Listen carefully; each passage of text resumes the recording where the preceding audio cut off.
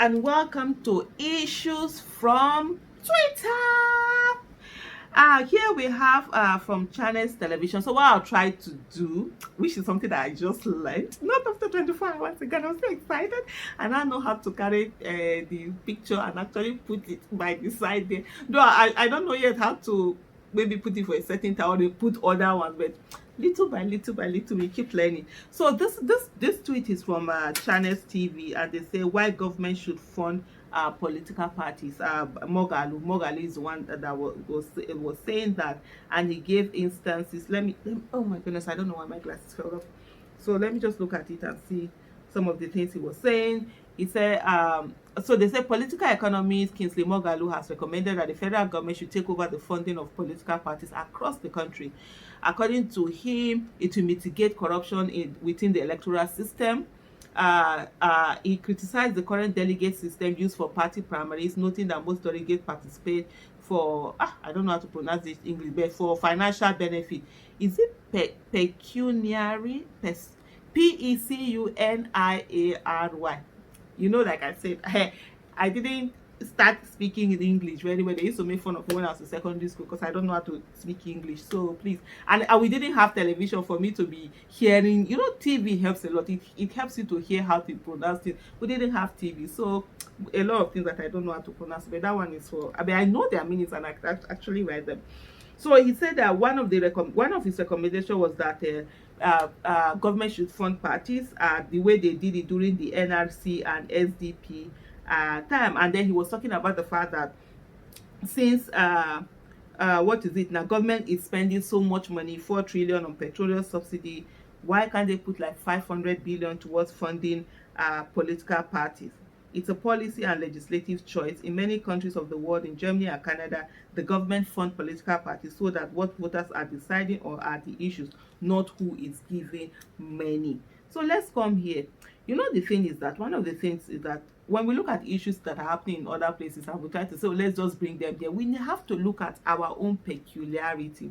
The first thing that we're going to look at, for me, it's a no-no. Government funding political parties, the way we are right now, it's a no-no. First of all, what will happen is that you will have 1 million political parties. You can't stop them from having, because everybody will want to collect something from government. So somebody will go and start and then anyhow, we don't have this thing, let's go and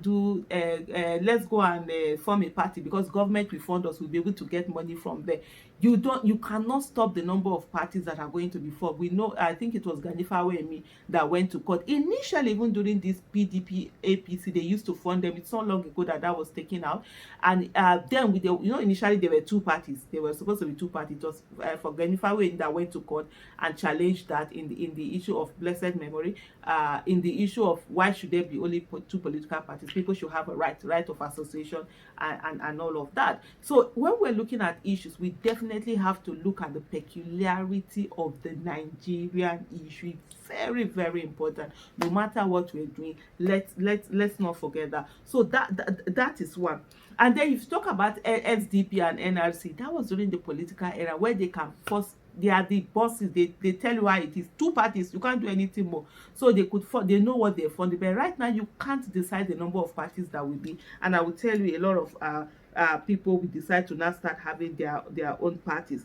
And then coming down to the issue of delegate. The delegate system, it's not the problem.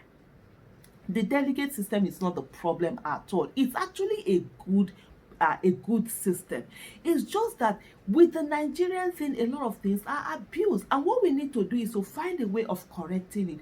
And one of the things is what Nigerians are already doing. You see the fact that delegates have given us parties, candidates. Some Nigerians are saying to those candidates, no, we want our own. We don't want what you've chosen for us. And all you need to do, by the time citizens are able to vote for who they want for, not the ones that if delegates don't give them competent candidate, they go and vote for other people that have given competent candidate. There will not be an incentive for parties to begin to have sense. Right now, they don't want to have sense. So because anybody they put, normally, you know what they get, anybody that comes in, they will vote for them. But now citizens are saying no, citizens are becoming more aware. So that will send a message. And in that way, that issue of money being used to entice delegates will begin to wind down. even the issue of more buying votes and all of that, we will see a reduction as more and more people are becoming more enlightened and more knowledgeable about their votes and the whole process of governance and the relationship between governance and their lives. So that's one thing. Because if you look at delegate system, it's just the kind of way that Nigeria is. It's actually a good system where people should be able to come together instead of just saying, oh, that open, what's even the other delegate system, what's the other one that people just vote across? I've forgotten what they call it anyway. So it's actually a good thing for there to be certain people that will now be the ones to, just like what we have with the legislative, where we choose people to go to the National Assembly, state houses of assembly to represent us, instead of saying, oh, all of us should be making decisions at the same time. That's equally the thing about the delegate system. It's not the system itself that it's bad. It's what people have been doing with it. So if imagine you have real credible people who are patriotic, people who are incorruptible, people who want the right thing for Nigeria, being the ones chosen as delegates and making choices, they will be able to sit together and vet. But that's not what we have there. So we cannot say because of that we now say government should now come and start funding political parties so that everybody will now be forming party anyhow. Before you know what's happening, 1 million party are on the ground. You now be saying that, oh, you should not be you should not be funding them and all of that. I don't think that's the way it is. And then these other countries that are mentioned here, well, things are a little bit different there. We will work towards that place. There are a lot of places where you have the delegate system. The delegate system, for me, it's not really the issue. It's just the way, the normal corruption that a lot of people do. And the best way to stop all of that is what Nigerians are doing right now. If the delegates give you candidates who are not the credible candidates, don't vote for them. Look, and that's why for me I've always been saying that, look, Nigerians should focus on competence. Forget parties. Let's vote for candidates, not parties. Everywhere, let's look at the candidate. Who is running for House of Rep? Who is running for Senate? Who is running for House of Assembly? Who is running for governor? Who is running for president? Check them and verify them and vote based on their competence. When they go there, let them align themselves based on competence and love for Nigeria and their patriotism, and not just align themselves based on parties. Because if you keep voting people based on their parties, they will not have loyalty to Nigeria. Their loyalty will be to their party and also the people who gave them the party tickets. That's why the National Assembly you have today, they are rubber stamp assembly. Yes, now, how wouldn't they be? And I keep saying to people, how wouldn't they be?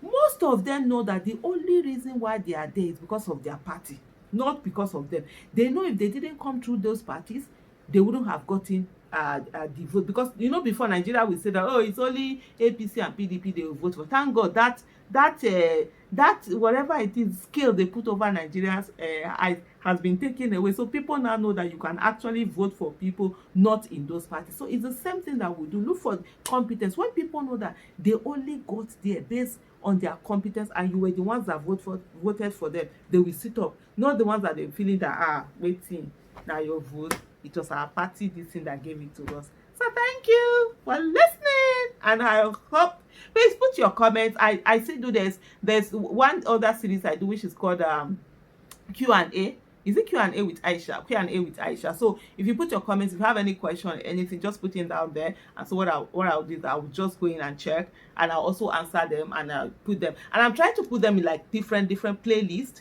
so that if any, for example,